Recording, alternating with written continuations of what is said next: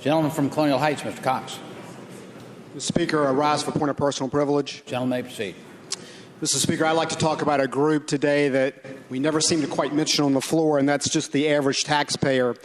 You know, Governor Kane is, in his proposed budget, is going to put a $950 million burden in 2011 and 2012 on that taxpayer.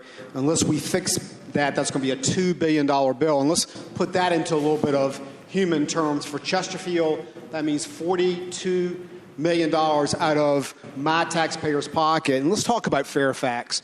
$211 million in car tax relief.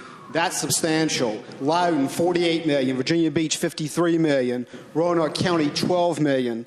Newport News, $18 million. You know, we hear so much about fairness when it comes to cuts, but how is that fair to all struggling citizens to increase their tax burden by that much? And let me give you a personal example. I'm a school teacher. I've taught for 28 years. I'm a big believer in public ed. You know, and I face probably between last year and the next 2 years no raise. And I certainly face larger class sizes, and that's tough. I don't relish that at all. Let me tell you a little bit about my wife who works in the private sector. Her salary's been reduced by 60% over the last 2 years. Every time I come home, she's worried about whether she even has a job, and she probably won't in 3 months. There's one mortgage company left in the whole Richmond area, and that's hers. And I doubt it'll be around in 3 months. Go to your realtors' banquets. Ask Delegate Ingram from Hopewell. It's depressing. You go to their banquets, and you see maybe 70% of the realtors you saw 2 years ago. Their job's just gone. I talked to a guy at the Wood Products Association the other day, and he told me that their membership's down by 25%, and I said, how is that? They go, well, 25% of the people have just disappeared. They have no jobs anymore. I have a lot of friends that are home builders that I grew up with. And I can tell you, one guy told me the other day he's burned through all of his savings. He's down to a skeleton crew. I don't know how he makes it. And to be frank, he's got 4 boys. He's probably going to be out of business in another 5 months. And those are the people we never seem to talk about on the floor. Those are the kind of people that if you put a $2 billion burden on, you're going to affect them extremely dramatically. And I want to talk a little bit about K-12, because once again, it's a business I've been in. I want to talk about what's happened in K-12 over the last 10 years.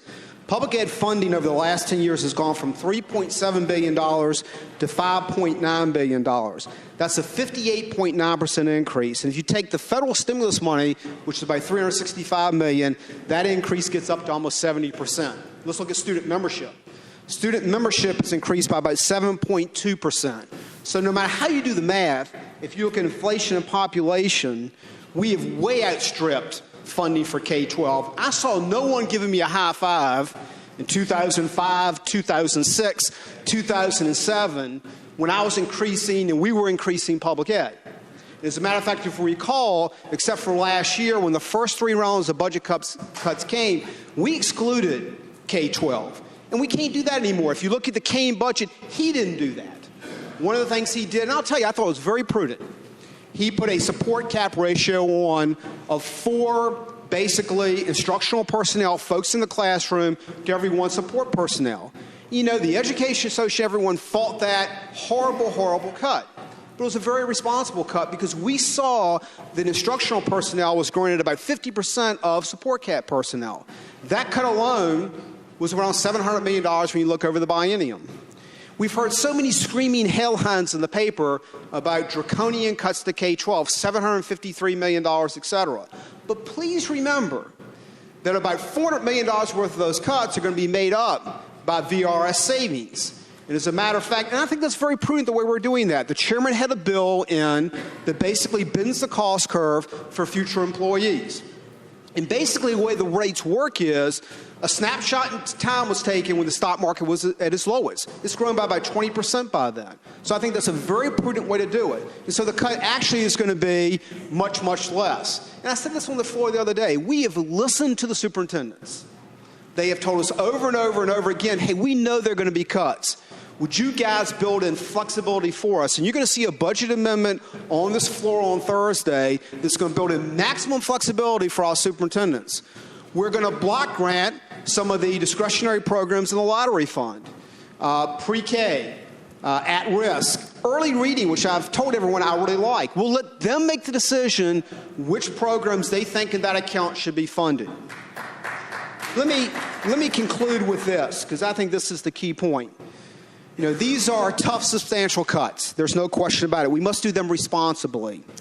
But we also have a responsibility to look after our taxpaying citizens who never show up at the public hearings, who never pack these halls, who never hire rich lobbyists. They slug it out every single day, and they're not down here complaining. And you will have a choice. You have a choice next Thursday whether you want to put a $2 billion tax increase and burden on our taxpayers or whether you don't want to do that. Thank you, Mr. Speaker.